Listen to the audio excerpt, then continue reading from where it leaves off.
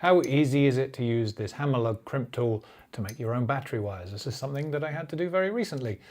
A friend told me to get one of these guys and I did. It's very simple to use. All it requires is you to put a ring terminal like this on the end of your wire, which I'll show you in a minute. Put that into this little anvil, and this is spring loaded so it holds it still while you walk away and get your hammer, and then you just smack it down. So if you can see, this thing is basically just a big punch with a kind of flat tip that goes into this V-shaped notch here, and this does sizes 8 gauge to quadruple 0, so big old wires. I tried it on 4 gauge and below.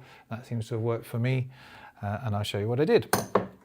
So I stripped off a little bit of my 4 gauge wire. That was what I needed for my application.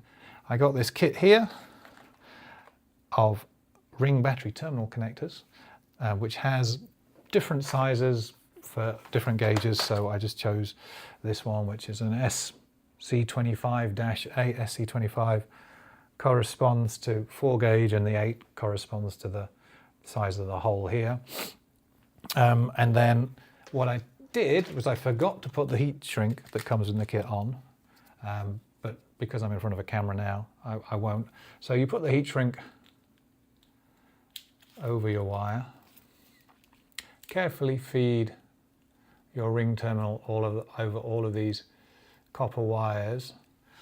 Then I'm going to have to show you somewhere else where I do this, but then you simply clamp it in here. So you can see that's in the bottom there.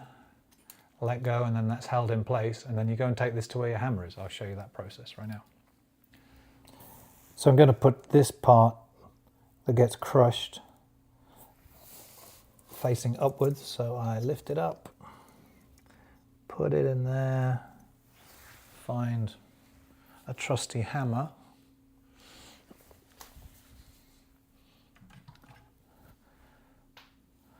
doesn't even have to be a big hammer, this is quite a small hammer. Then hit it again,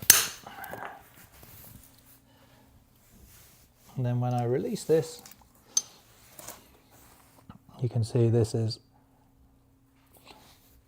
securely attached. And use a heat gun.